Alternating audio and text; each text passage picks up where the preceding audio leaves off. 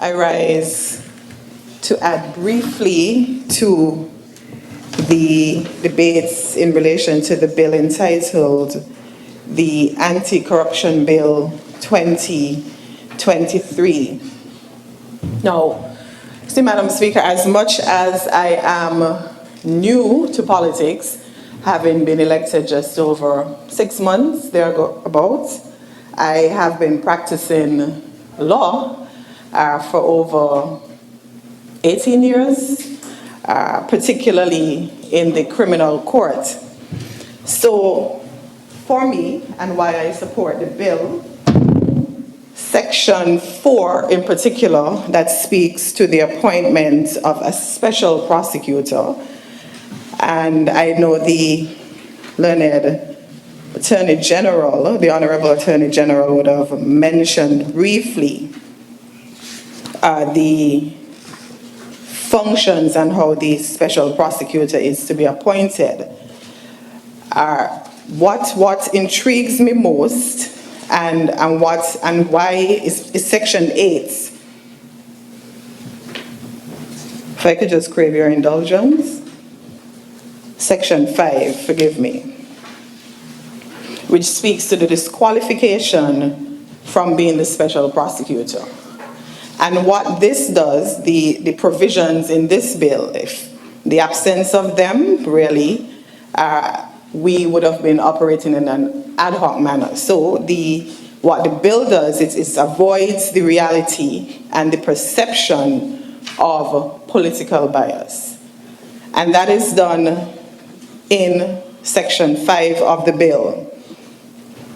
Normally, in layman's term, if there isn't the appointment of a special prosecutor, what we would have is the Attorney General himself, who has the inherent jurisdiction to investigate his boss or his boss's opponents.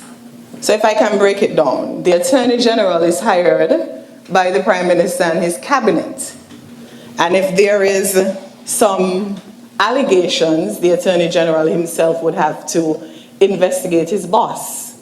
Naturally, there would be some form of bias that, he sits with the cabinet, may not, bring a fair resolution of the... Is it, the police does investigation analysis?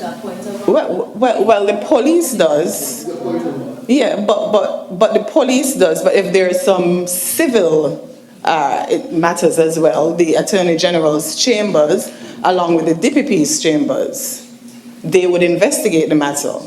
So naturally, both of them, that is the AG and the DPP, are hired by the Crown.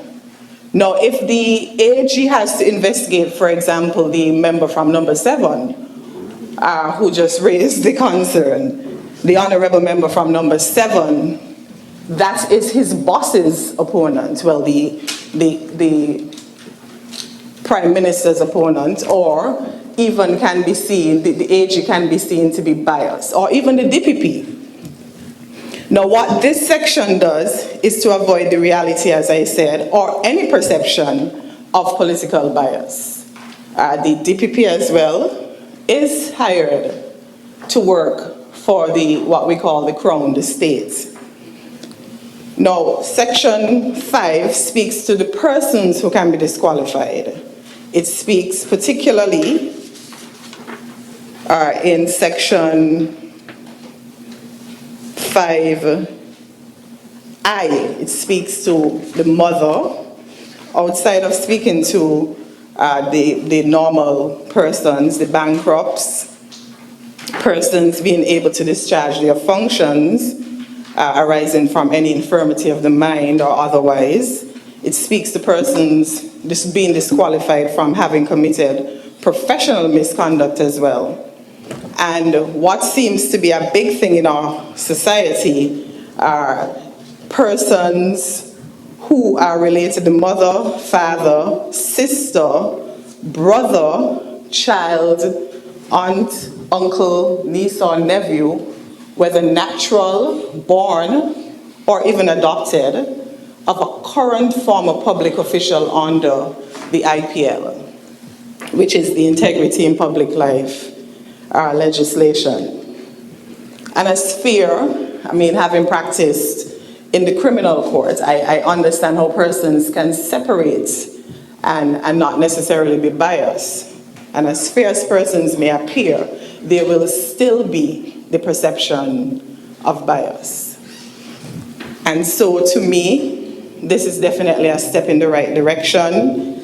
It helps certainly, as like I said, the special prosecutor will be independent of the DPP's chambers, independent of the AG's chambers, independent of the government.